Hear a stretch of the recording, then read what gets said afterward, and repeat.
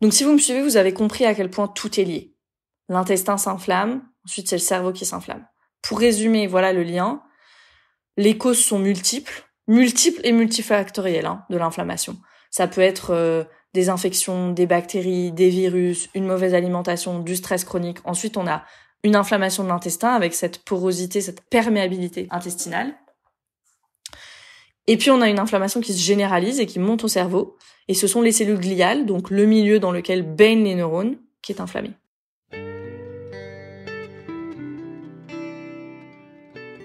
Bienvenue dans Pas de soucis, le podcast pour se libérer de l'anxiété avec Camille Thomas. Je suis Camille et avant d'être coach de santé, j'ai été une grande anxieuse. Je me suis libérée de l'anxiété le jour où j'ai compris que ce n'était pas dans ma tête. Pas de soucis, c'est le podcast pour celles et ceux qui sont fatigués par tout ce qu'ils ont essayé et qui savent qu'ils ont le pouvoir de guérir de l'anxiété naturellement. Alors si tu veux vivre sans anxiété et que tu as l'intuition qu'on ne t'a pas tout dit, ce podcast est pour toi. Je te retrouve tous les lundis pour explorer les pistes qui te permettront d'accéder au calme à l'intérieur de toi. Je suis super heureuse de vous retrouver aujourd'hui pour cet épisode sur le lien entre inflammation et anxiété. Si vous me suivez sur les réseaux depuis un moment, vous savez que l'inflammation, c'est un sujet qui m'intéresse énormément, qui a marqué vraiment mon chemin de guérison et sur lequel j'ai écrit un livre d'ailleurs. Je vais faire une annonce super spéciale à la fin de cet épisode, donc restez avec moi. Ça va être un épisode un petit peu plus scientifique, mais je le promets comme toujours très clair. Vous savez, j'essaie de rendre les choses vraiment simples dans le podcast et cet épisode ne va pas déroger à la règle. Donc j'ai commencé ma pratique en tant que coach de santé pur. On va l'appeler comme ça, j'accompagnais vraiment les personnes qui avaient des problématiques de maladies chroniques. Un petit mot sur le coaching de santé, c'est pas encore très développé en France, mais pour moi c'est vraiment l'avenir de la médecine intégrative, que moi je vois vraiment comme le futur de la médecine. C'est vraiment cette parfaite union entre une médecine conventionnelle qui aujourd'hui sait soigner les urgences, on s'entend, mais ne regarde absolument pas ce que vous faites au quotidien, alors que si vous faites quelque chose tous les jours, l'impact il est juste énorme. Et le parfait équilibre donc entre cette médecine conventionnelle et un coach de santé qui est formé en nutrition fonctionnelle, qui a une vision plus holistique, plus personnalisée et plus suivie surtout de votre santé. Pour moi, je vois vraiment le futur, je vois que dans le futur, tout le monde aura un coach de santé, tout le monde aujourd'hui devrait avoir un coach de santé pour moi et ne pas attendre d'être malade pour en engager un. Ça va venir, on n'en est pas encore là du tout, mais ça va venir, j'ai bon espoir. Donc, dans ma pratique de coach de santé, je me retrouvais tout le temps face au stress et l'anxiété. Les personnes ne venaient pas du tout pour ça, elles venaient pour une maladie, mais je me retrouvais tout le temps face à ça. Le stress et l'anxiété, c'est deux éléments que je retrouvais sous des formes différentes chez toutes les personnes que j'accompagnais. Vraiment comme un fil rouge tissé entre une personne souffrant de maladies et de symptômes complètement différents, une maladie auto-immune, de l'eczéma, de l'acné, de l'endométriose, une maladie de Crohn, etc., etc. Moi, j'ai été formée en nutrition holistique par Rachna Shafi, qui est une femme indienne absolument exceptionnelle et qui insiste beaucoup, notamment sur la réduction du stress. Et si vous commencez à vous intéresser à la réduction du stress, vous vous rendez compte de l'ampleur des dégâts aujourd'hui. Parce que pour 90% des personnes que je rencontrais, c'était pas du stress sur le mode ok, je mobilise mon énergie, je suis stressée parce que j'ai une présentation demain, il y a des enjeux, et une fois que c'est passé, je redescends et je reviens à mon calme intérieur. Non, pour la plupart, c'était beaucoup plus de l'anxiété finalement, on pourrait appeler ça comme ça, que du stress. C'était une anxiété ancrée profondément, depuis longtemps, soit dont la personne en fait se rendait même plus compte, soit envers laquelle elle s'était complètement résignée, en disant des choses du style « c'est ma nature ». Vous savez ce que j'en pense de ça. L'anxiété n'est pas dans ta nature, absolument pas, mais en tout cas c'est vraiment ce à quoi je pouvais assister. Et au fur et à mesure de mes accompagnements, il y a vraiment une question qui s'est imposée à moi, c'est si l'anxiété loge dans le corps, pourquoi chacune de ces personnes aux pathologies si différentes, finalement, elles en font l'expérience? Toutes. Il y en a qui ont de l'eczéma, d'autres qui ont une maladie auto-immune, d'autres qui ont des problèmes digestifs. Au premier abord, ça n'a pas de sens, si on regarde ça comme ça. En quoi c'est lié? Mais en fait, ça a énormément de sens, parce que le terrain, il est le même. Et le terrain, c'est l'inflammation chronique. Et maintenant que je me suis spécialisée dans l'étude du système nerveux et l'accompagnement de l'anxiété depuis un petit moment, je peux témoigner de la même chose, mais dans l'autre sens, finalement. Il n'y a pas une personne qui vient à moi en me disant « je veux me libérer de l'anxiété » et qui n'a pas des problèmes digestifs, des problèmes de peau, des problèmes du sommeil, des troubles digestifs, des douleurs chroniques inexpliquées, une maladie auto-immune. C'est la même chose en fait. Et ce qui est logique, puisque le terrain est le même, cette fameuse inflammation chronique. Et c'est pour ça que dans ma méthode, en coaching aujourd'hui, et qui est influencée par le coaching de santé avec lequel j'ai commencé, on s'occupe de ça d'abord, en fait. On s'occupe de toutes les problématiques et de tous les challenges au niveau physiologique et on continue à suivre les changements et les améliorations au niveau physiologique tout au long du coaching. Si vous échangez avec des personnes que je coach, elles vous diront que voilà, au milieu du coaching jusqu'à la fin du coaching, je leur demande toujours comment est-ce qu'elles dorment, comment va la digestion, comment est-ce qu'elles vont aux toilettes. C'est des choses pour moi qu'il faut traquer et on ne peut pas aller en thérapie, aller en coaching sans parler de ces choses-là. Et il y a plusieurs personnes voilà, que j'accompagne ou même des personnes avec qui j'échange sur les réseaux sociaux qui se plaignent de pas avoir de résultats avec leur psy, avec leur thérapeute. Je pense pas fondamentalement que ce soit parce que le psy fait du mauvais travail. C'est tout simplement parce que la personne n'est pas prête physiologiquement pour ce type de thérapie par la parole. Qui dans tous les cas a ses limites. Ça c'est ce que je pense. Mais je m'explique.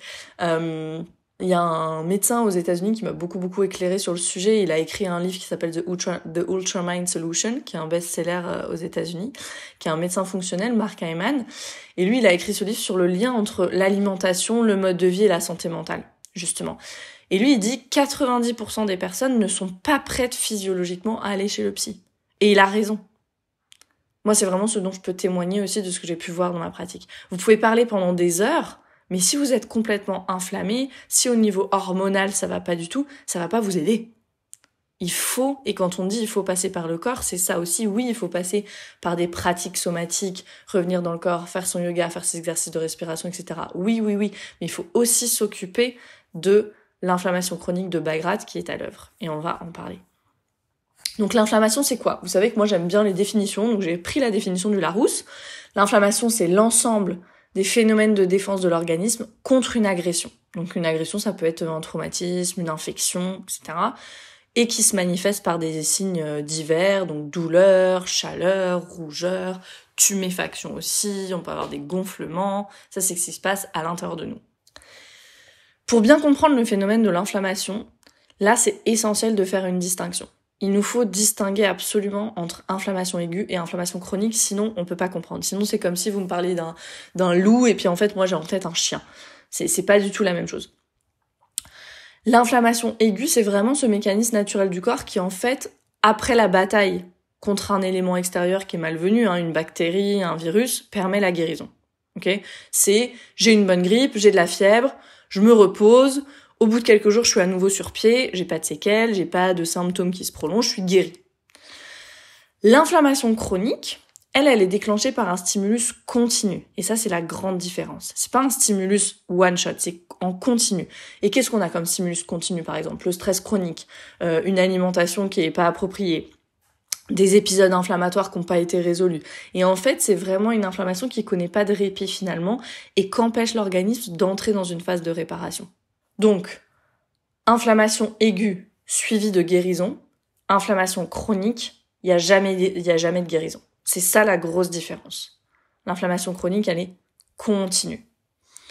Donc, je vais vous expliquer vraiment les grandes lignes de l'inflammation et vous donner des conseils avec le plus de clarté possible dans cet épisode. Si vous voulez revenir sur ces notions avec des conseils concrets, des recettes, un véritable guide sur le mode de vie anti-inflammatoire, je vous conseille chaudement mon livre Passer au mode de vie anti-inflammatoire qui est publié aux éditions Améthyste. C'est le seul livre sur le sujet qui mêle vraiment des explications qui sont basées sur des études scientifiques mais qui sont super accessibles, super simples et des points d'action concrets que vous pouvez mettre en pratique tout de suite dans votre quotidien. J'ai vraiment écrit le livre en me disant une personne qui sait ou qui soupçonne en tout cas qu'il y a de l'inflammation, qui veut se lancer dans davantage d'anti-inflammatoires, qu'est-ce qu'elle a besoin de savoir pour comprendre ce qu'elle est en train de mettre en place, en fait, en termes de nouvelles habitudes, et par où est-ce qu'elle doit commencer pour mettre toutes les chances de son côté. Moi, je crois 2 choses fondamentales si on veut commencer à initier des changements dans son mode de vie, et donc aller vers quelque chose, qui permette de réduire l'inflammation dans le corps, et pour atteindre ses objectifs de santé. Premièrement, il faut comprendre pourquoi on fait ce qu'on fait. La connaissance, c'est le pouvoir. C'est super important. Je sais pas vous, mais moi, j'arrive pas à juste faire quelque chose parce que quelqu'un m'a dit de le faire. Je veux comprendre pourquoi est-ce que je dois faire ça. Donc le livre, c'est exactement ce que ça vous permet de faire.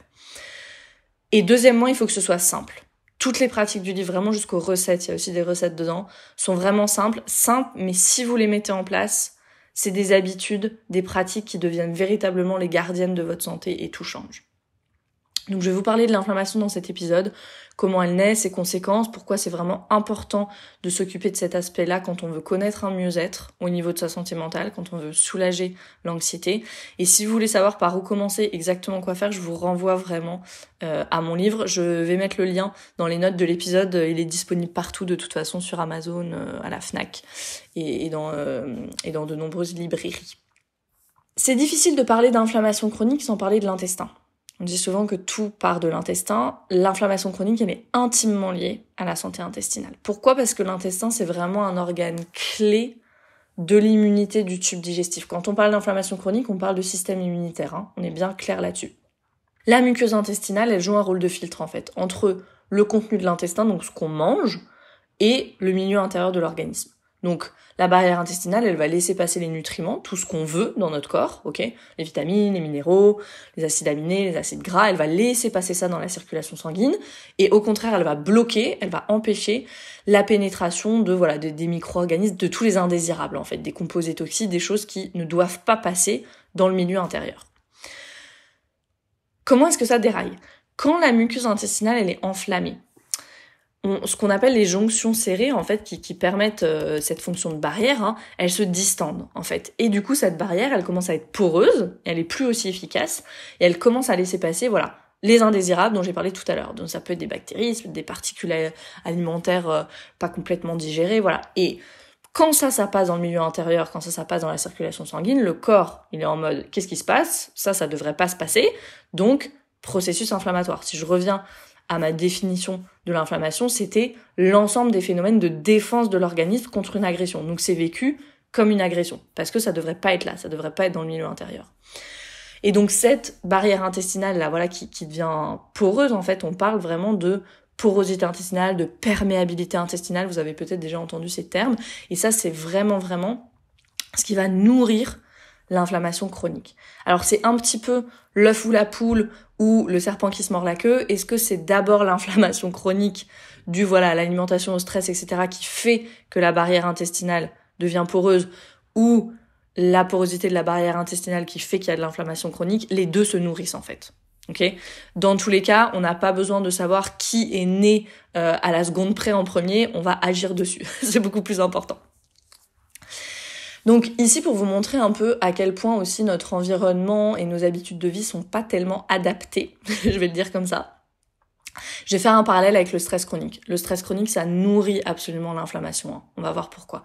Et c'est vraiment important de comprendre que du point de vue de l'évolution, on n'est vraiment pas fait pour la façon dont on vit aujourd'hui. Moi, je dis toujours, on s'est habitué à un environnement toxique, mais qu'on s'y soit habitué ou pas, il reste toxique en fait. Il n'en reste pas moins toxique cet environnement. Avant, il y avait un facteur de stress et on pouvait concrètement faire quelque chose. Je sais pas si je vous ai déjà donné l'exemple de l'histoire de la petite maison dans la prairie sur le podcast. Sinon, c'est pas grave, je vais radoter. C'est ok. Je vous raconte cette histoire. C'est un passage du livre La petite maison dans la prairie, parce que nous, on connaît la série, mais c'est un livre à la base.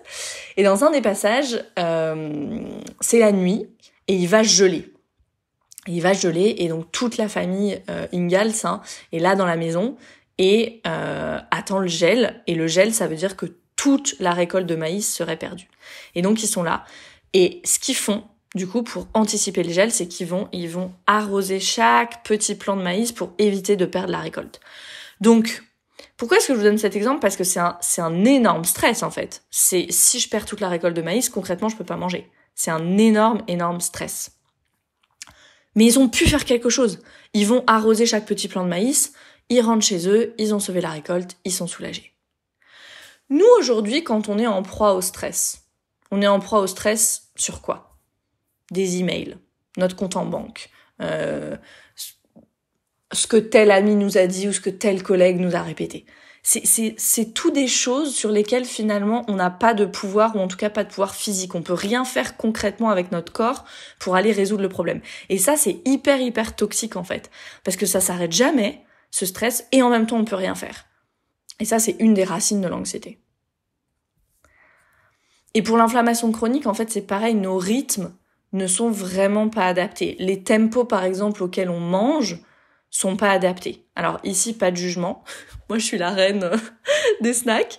Et je pense que quand on est sur un chemin de guérison, manger plus petit et plus souvent, ça peut avoir des bénéfices. Mais si on regarde, encore une fois, d'un point de vue de l'évolution, parfois il y avait des périodes de jeûne parce qu'on trouvait rien à manger. Et notre corps, il est fait pour ça. Notre corps, il résiste beaucoup mieux au manque qu'au trop-plein.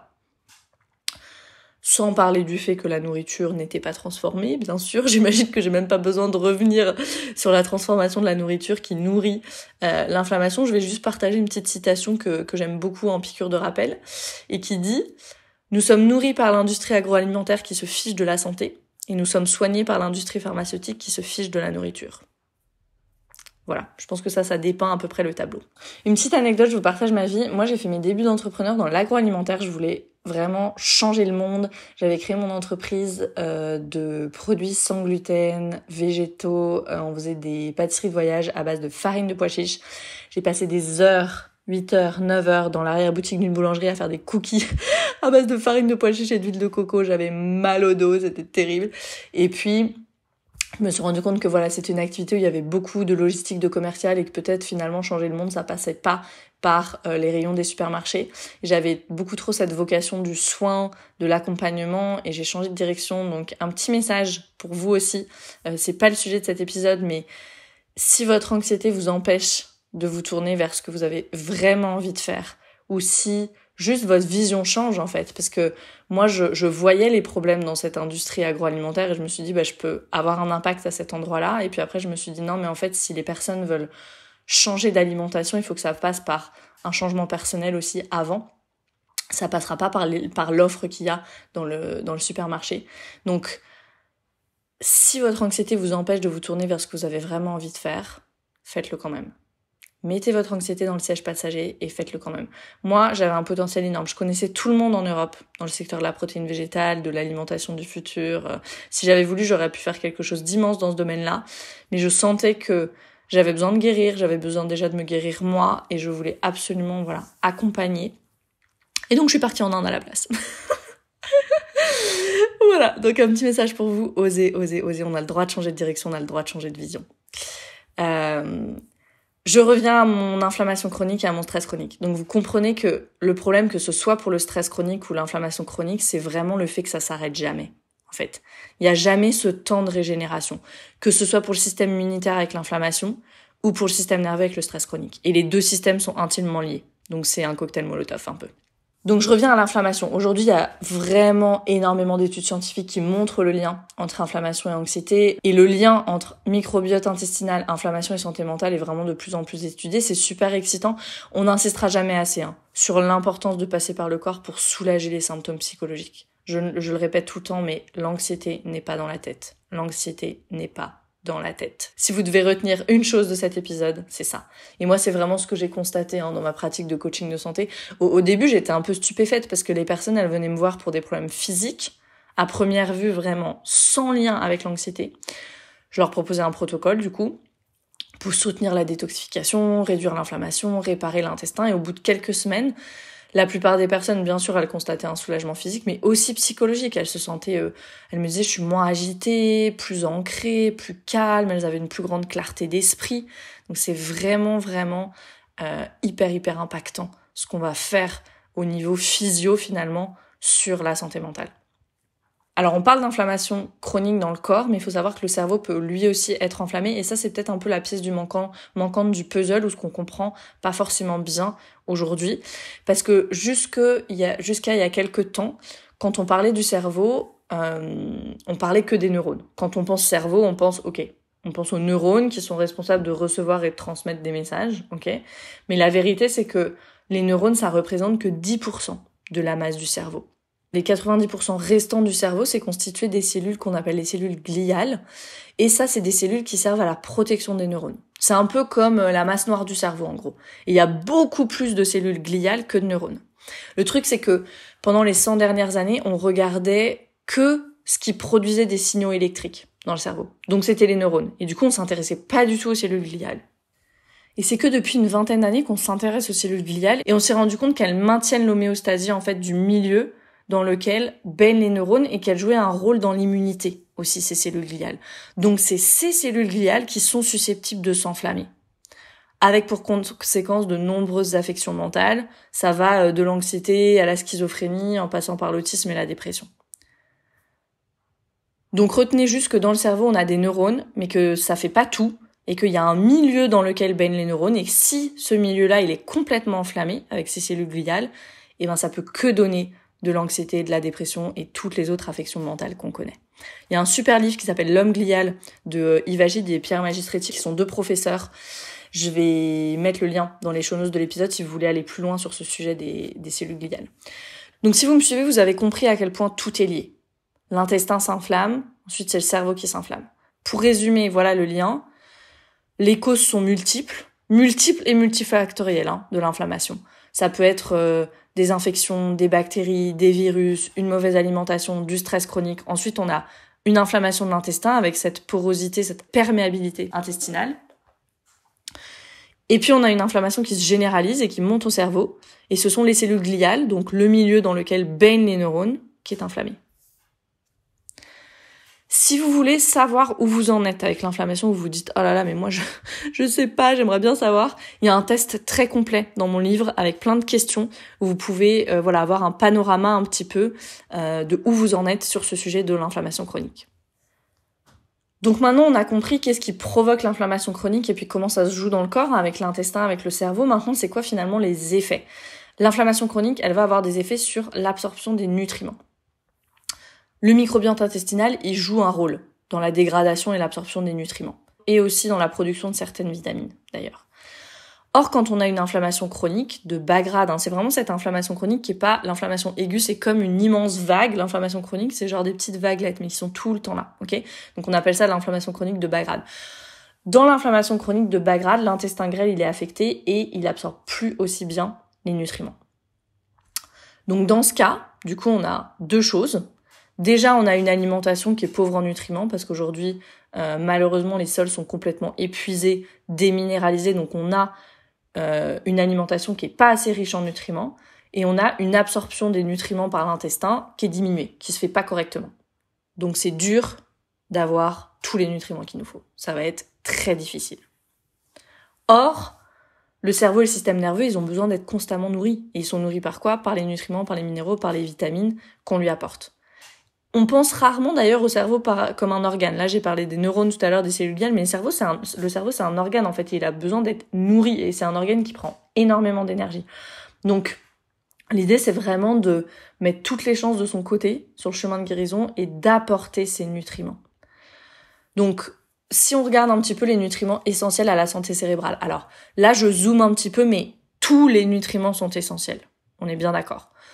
Spécifiquement pour la santé cérébrale, on va s'intéresser à toutes les vitamines du groupe B, ça va être super important, en particulier B6, les vitamines B6, B9, B12, la vitamine D, il y a la choline, le magnésium, le zinc, là, qui sont des minéraux, le cuivre aussi, et les oméga 3 qui sont tous les bons gras.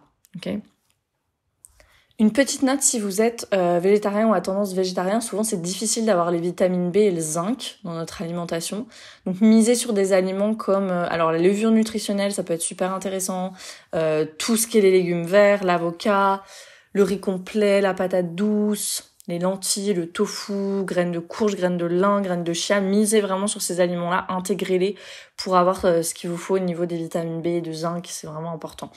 Le magnésium, c'est super important aussi. Il y a des études qui ont montré, notamment une étude en Allemagne qui a montré qu'une déficience en magnésium peut augmenter l'anxiété, parce que le magnésium, c'est un peu comme un frein sur le système nerveux. Ça empêche le système nerveux d'aller en sur-régime, donc c'est vraiment, vraiment important d'avoir le magnésium qu'il vous faut. Même chose que l'inflammation, peut-être que vous vous dites « Oh là là, moi ça serait bien que je fasse un point, comment je fais pour savoir où est-ce que j'en suis au niveau de mes nutriments ?» Alors il y a plusieurs choses. Les symptômes peuvent vous donner énormément d'indices déjà. Dans mon livre « Passer au mode de vie anti-inflammatoire », il y a des tests aussi pour des nutriments spécifiques pour savoir où vous en êtes avec plein de questions.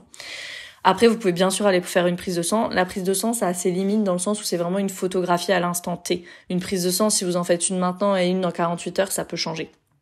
Moi, j'aime bien les tests fonctionnels comme par exemple le HTMA, surtout pour les minéraux. Le HTMA, c'est Hair Test Mineral Analysis, c'est un test de cheveux en fait. Et le test de cheveux, c'est vachement intéressant parce que ça donne plutôt un panorama sur les 3-4 derniers mois. Donc ça nous donne des informations vraiment plus précises. Après, pour le HTMA, si vous faites ce test-là, il faut vraiment trouver un praticien qui sait analyser les résultats du HTMA parce que c'est vraiment complexe à analyser pour le coup. Mais pourquoi je vous parle de ce test-là et de l'importance des nutriments et des minéraux? Parce que c'est quelque chose que j'ai vécu de très près.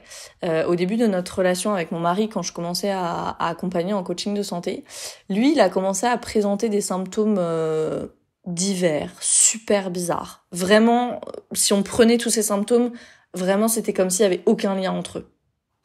Il était tout le temps fatigué, très anxieux, il avait des maux de tête, il perdait l'appétit, il avait comme des vertiges aussi après les repas, des activités quotidiennes comme conduire sa voiture ou aller au supermarché, ça lui déclenchait des crises de panique. Donc il est allé consulter son médecin de famille parce qu'il comprenait vraiment pas ce qui lui arrivait et son médecin de famille l'a interrogé sur ses relations avec moi. Vous êtes sûr que ça va bien avec votre compagne? Et il voulait lui donner des antidépresseurs. Et mon compagnon à l'époque, du coup, il lui a dit non mais je ne suis pas dépressif en fait, c'est pas ça, il y a un problème avec moi mais je ne suis pas dépressif. Et à chaque fois, il est retourné le voir 3 fois et la proposition c'était la même, des antidépresseurs. Et donc convaincu que le problème était ailleurs, on a continué finalement à observer et on a remarqué que les symptômes ils s'intensifiaient après les repas, mais peu importe ce qu'il mangeait. En fait, il y avait absolument aucun sens là-dedans. Et pourtant, on a fini par faire le lien avec les plombages. Il y avait des plombages dans les dents.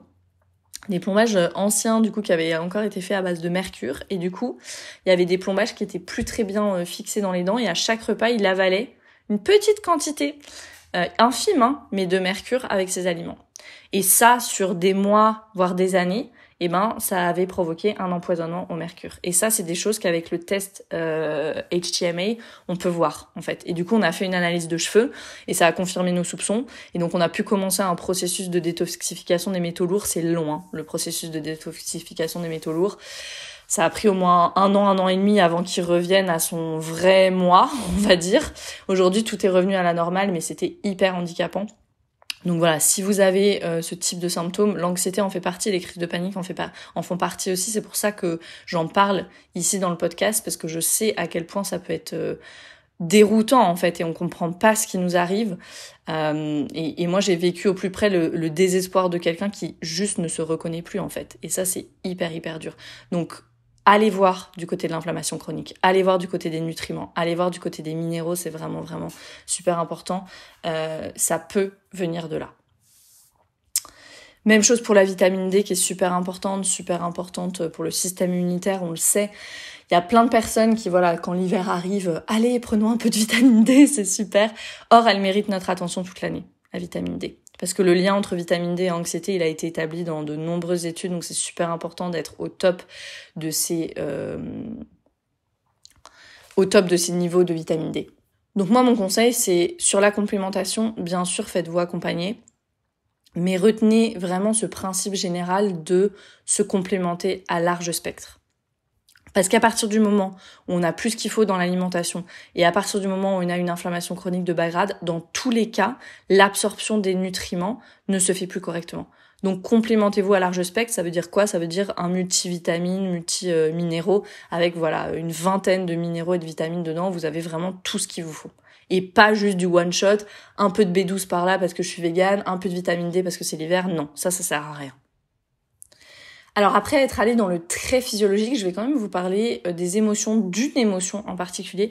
Je vais faire une série spéciale sur le lien entre anxiété et émotion, mais là je voulais vous parler spécifiquement de la colère parce que c'est très lié au système immunitaire. Donc je reste dans le physiologique, mais en parlant des émotions. Alors, le lien entre l'hémophysique et les émotions est très discuté. Et il y a un peu de deux camps. Il y a ceux qui y croient dur comme fer, qui dès qu'ils ont un petit symptôme, une petite douleur, vont voir dans le grand dictionnaire des maladies de Jacques Martel pour voir la signification émotionnelle. Et il y a ceux qui n'y croient pas du tout. Donc, je ne vais pas rentrer dans ce débat aujourd'hui. Ici, je vous partage le lien que fait le docteur Gabor Maté, que j'aime beaucoup, entre système immunitaire et colère. Je vous fais ce lien parce que pour moi, c'est plein de bon sens et c'est ce que j'ai vécu personnellement avec l'eczéma. Et c'est rigolo parce qu'aujourd'hui, je suis retombée en enregistrant le podcast là sur un enregistrement d'il y a plus de 3 ans quand j'étais en Inde.